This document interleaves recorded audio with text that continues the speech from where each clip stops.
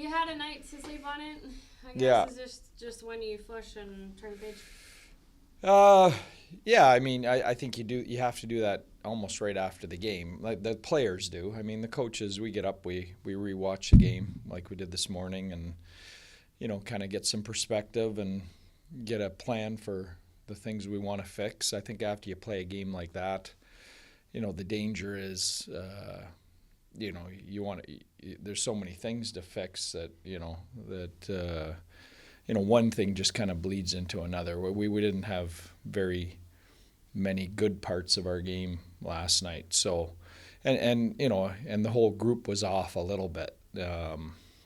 Sometimes that's not a bad thing. You have a night like that, and I'm pretty confident we won't have another night like that again, and we've got to respond now. After, I guess, Game 3, Landeskog comes back.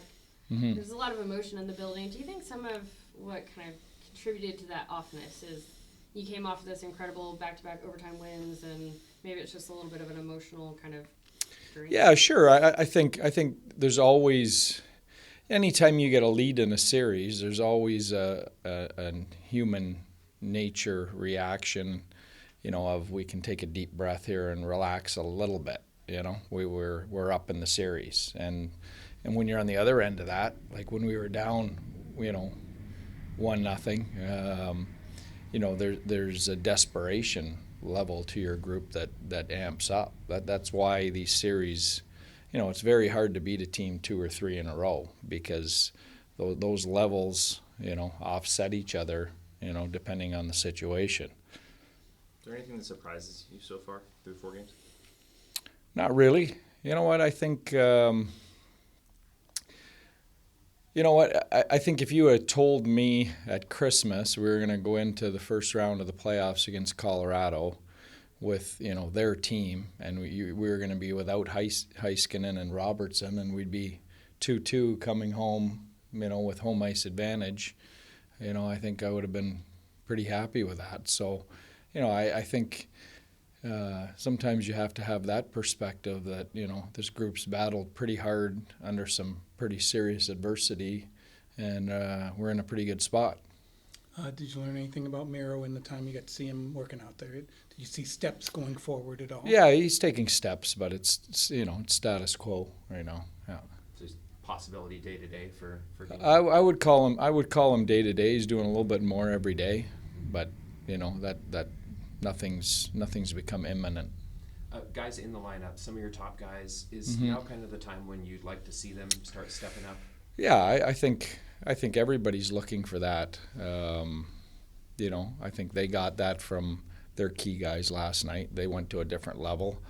I expect ours are going to do the same thing here, over the next 2 or 3 games. What updates, if any, have you gotten on Jason during this time in Denver? Just good progress. He skated, but he's not available.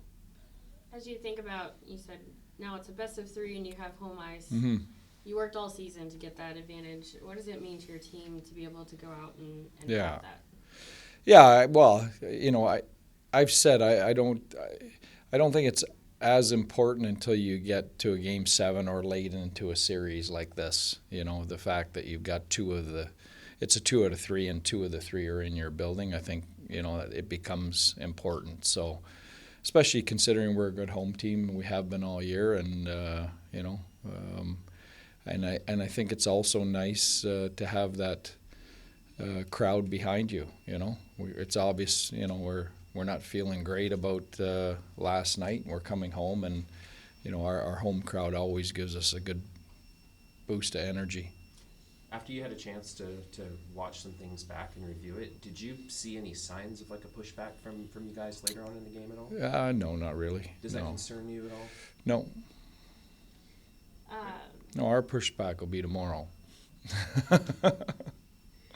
Is it, I guess, how much of a positive is it that you guys just have the travel day today and then you're right back at it, so you don't have to sit on that one for 2 Yeah. Yeah. I mean, you know what? I think anytime you play a game like that, you want to play again. You want to get back and kind of redeem yourself. So I think we're excited for tomorrow night. What are the conversations with Matt Dumba? I mean, he progressed throughout the year and then now kind of having to watch throughout the playoffs. Yeah. Well, I mean, not a lot of conversation. We're in the situation we're in. I think you play a regular season, in order to make a case to play in the playoffs. Can you help us? And where on that depth chart are you going to sit? I think everybody's going to at some point help us, but where, at what point? Are you in on day one? Or are you in on series 2? And we go through that process with everybody, and we have a big body of work on all those guys, so they're not easy decisions, but I'm comfortable with those decisions.